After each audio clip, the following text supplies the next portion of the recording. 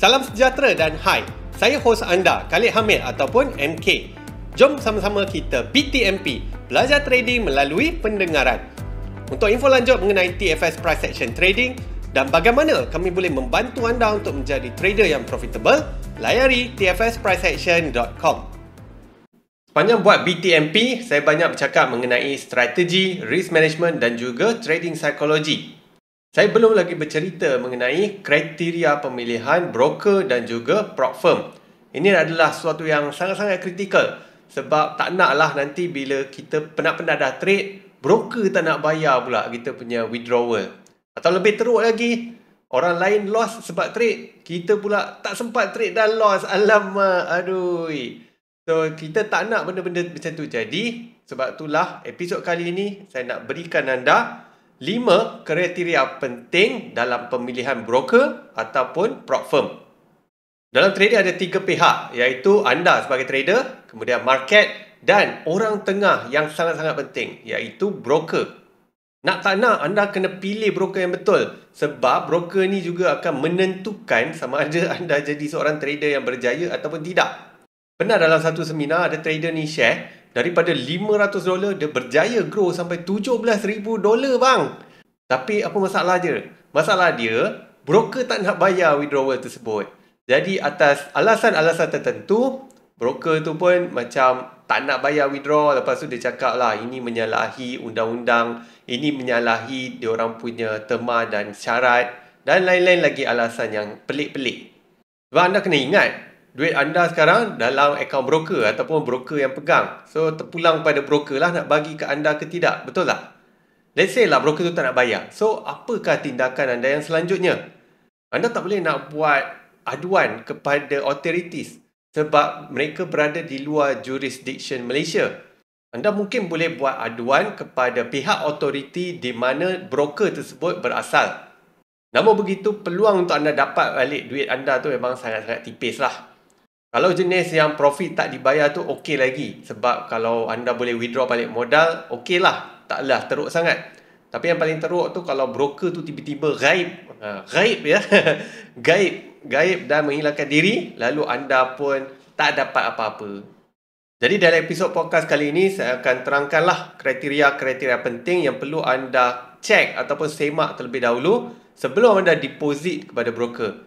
Dan saya juga akan berikan kriteria penting untuk anda selidik prop firm sebelum anda mulakan prop trading challenge di sebuah prop firm. Okay guys, are you ready? Let's go! So, saya akan terangkan mengenai kriteria pemilihan broker terlebih dahulu. Lepas tu, saya akan terangkan mengenai kriteria pemilihan prop firm. Untuk broker, kriteria pertama yang perlu anda cek ialah adakah broker tersebut betul-betul berlesen. Mesti anda pelik kan?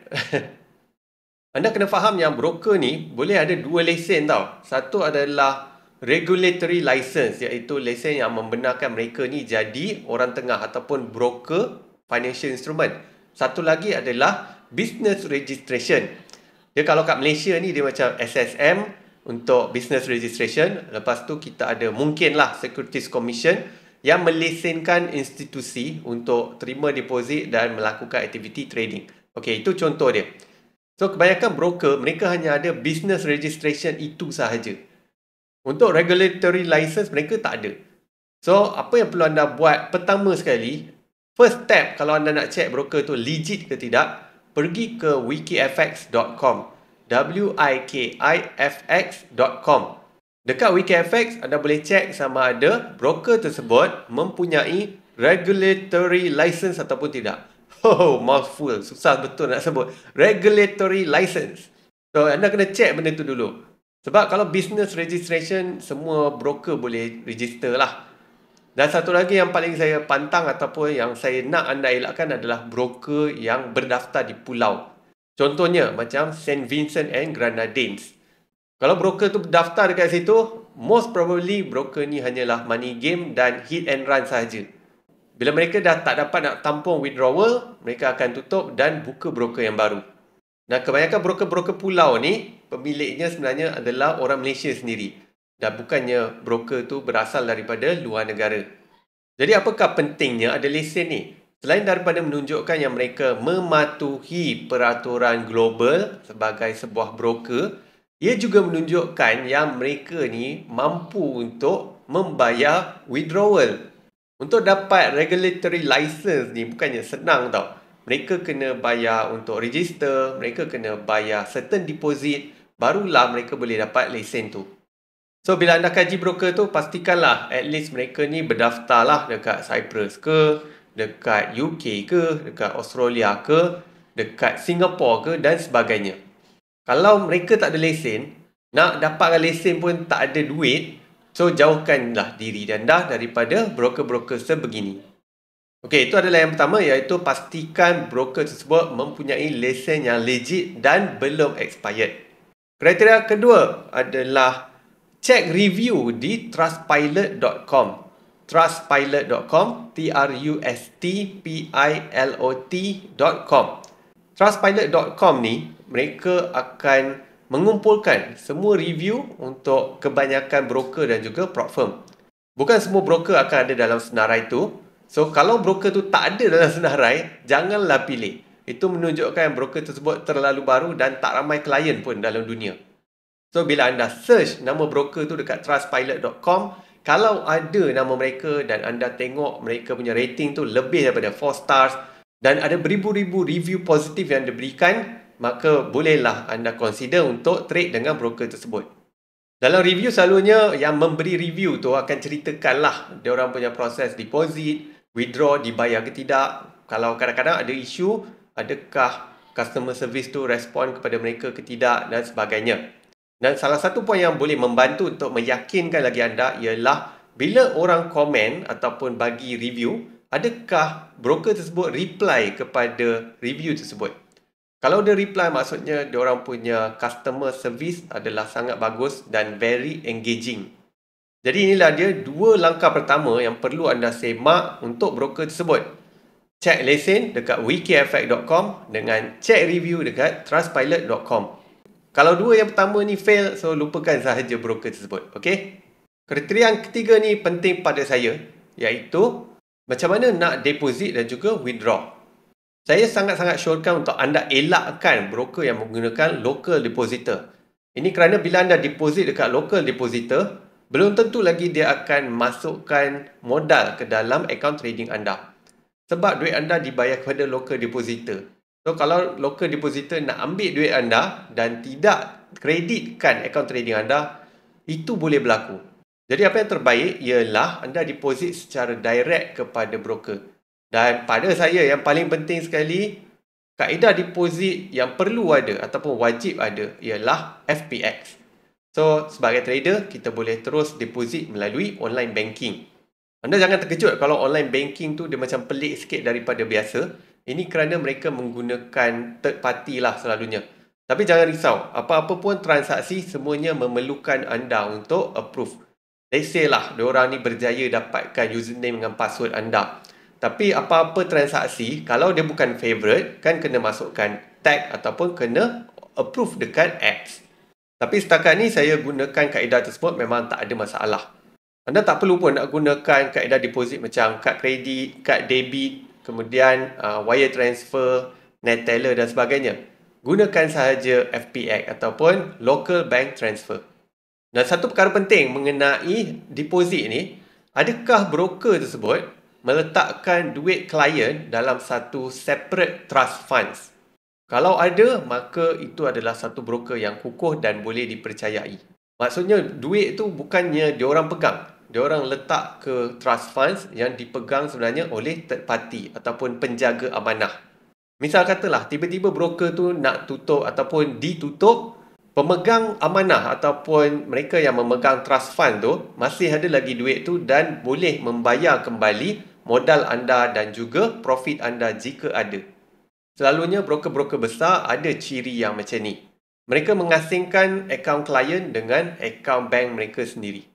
Jadi semak kriteria ketiga ni. Sebab anda tak nak lah nanti dah buka akaun tapi nak deposit punyalah susah. Betul tak? Dah deposit susah, so withdraw pula macam mana?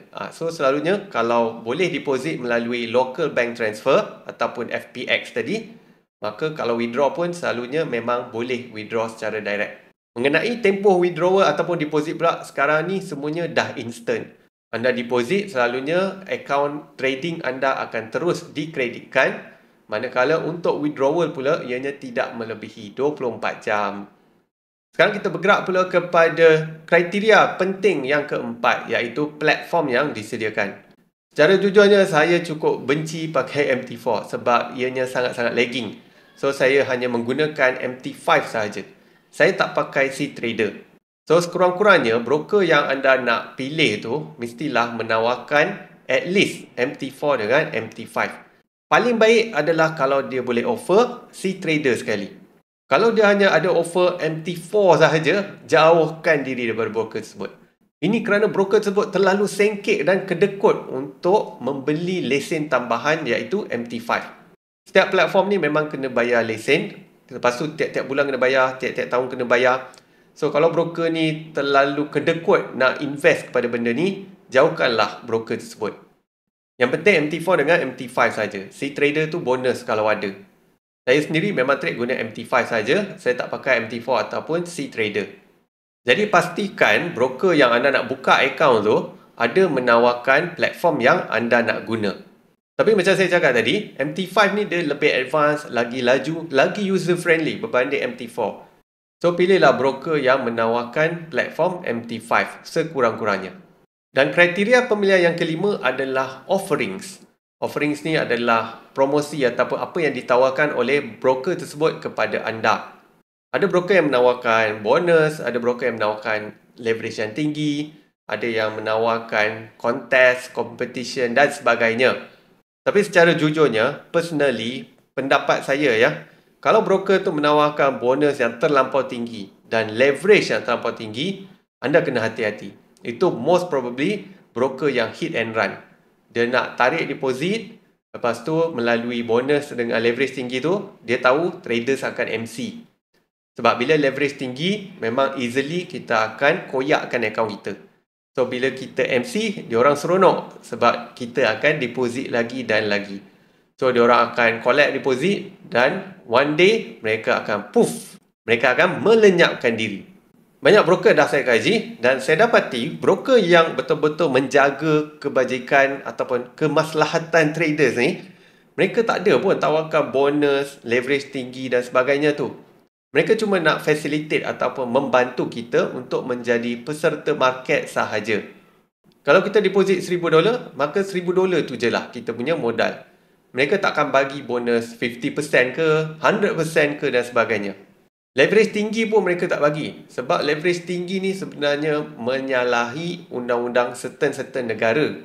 Kalau anda perasan, contohnya macam kalau dekat UK, lesen daripada UK, leverage maksimum kalau tak silap saya 100 saja. Kalau tak silap lah. Kalau dekat Singapore punya lesen, maksimum leverage 20. Kalau dekat Australia, maksimum lesen 200. Macam tu lah. Saya tak tahulah exactly berapa. Tapi different license have different leverage offerings. Kalau leverage tu sampai beribu-ribu, itu most probably dia tak ada lesen pun sebenarnya.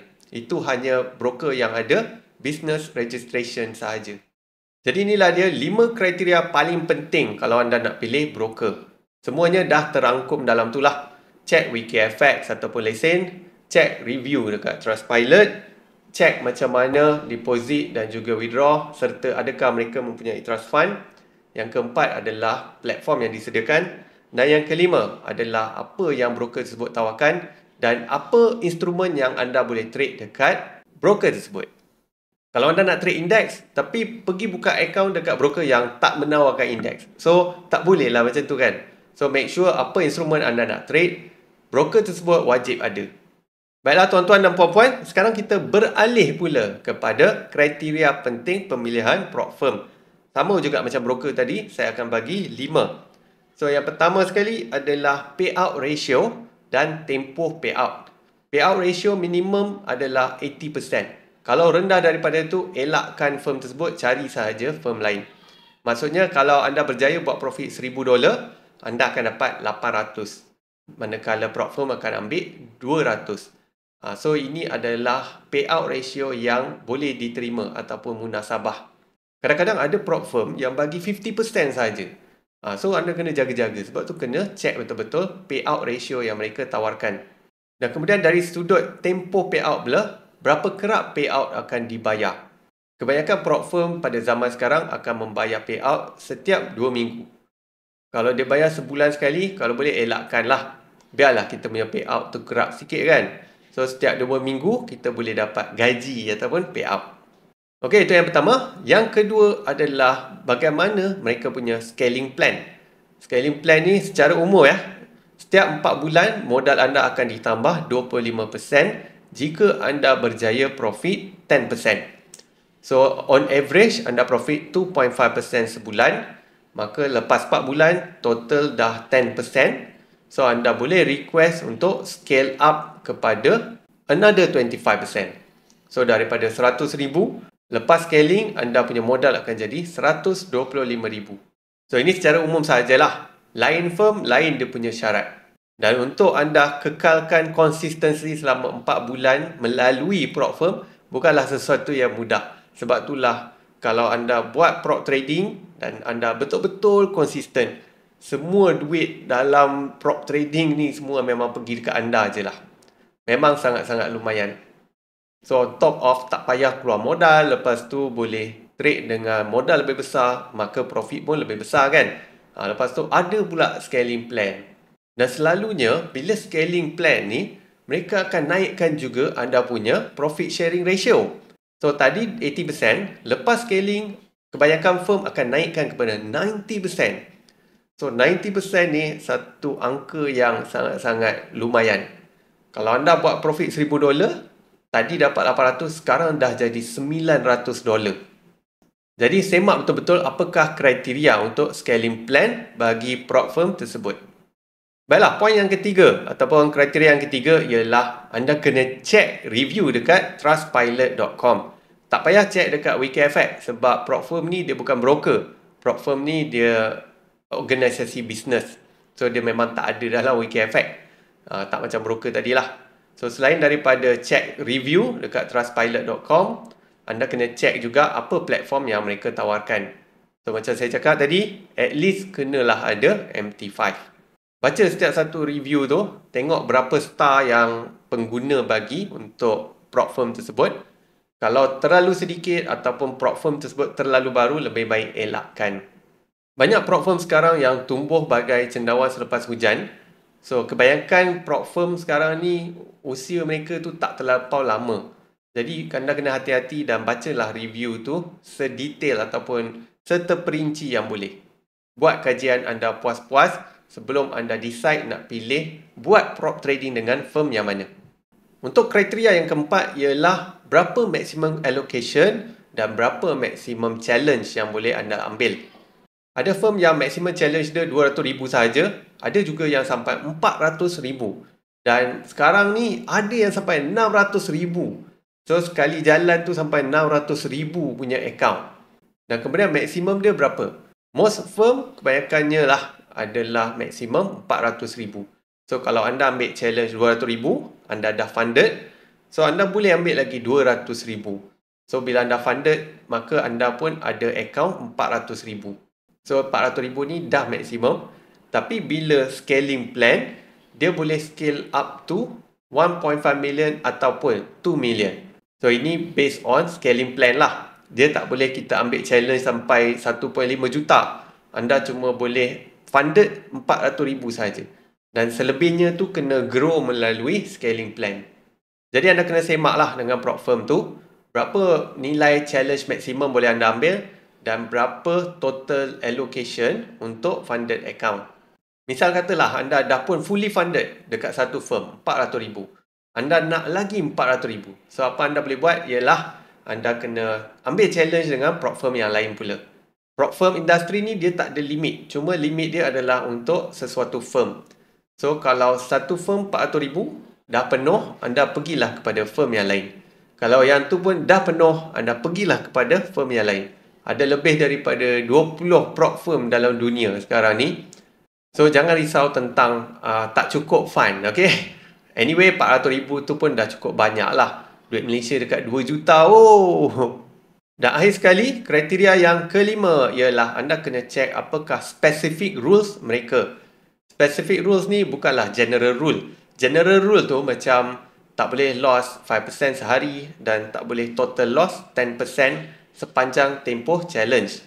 Itu rules yang biasalah. Dan on top of that, kena hit target 10% dan kena hit target phase 2 5%. Itu biasa. So, bila saya cakap rules spesifik ni, contohnya, tak boleh guna copy trade. Dan kemudian ada maximum lot size yang anda kena patuhi. Dan seterusnya, ada syarat drawdown tertentu. Sama ada dia ikut equity ataupun balance.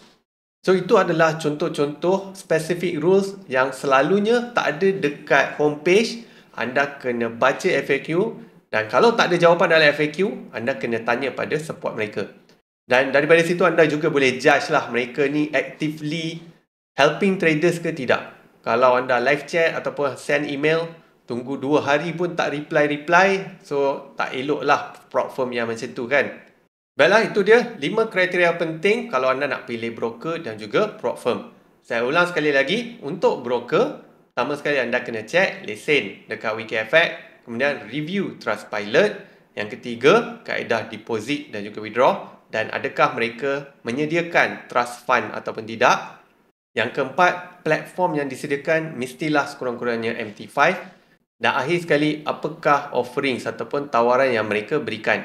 Kalau it's too good to be true, kalau macam broker ni terlampau baik, bagi bonus melampau, bagi leverage melampau, most probably, ia adalah broker yang berisiko tinggi untuk jadi money game ataupun hit and run. Dan untuk kriteria pemilihan prop firm pula, ialah yang pertama sekali, berapakah payout ratio ataupun profit sharing ratio serta tempoh payout mereka berapa kerap.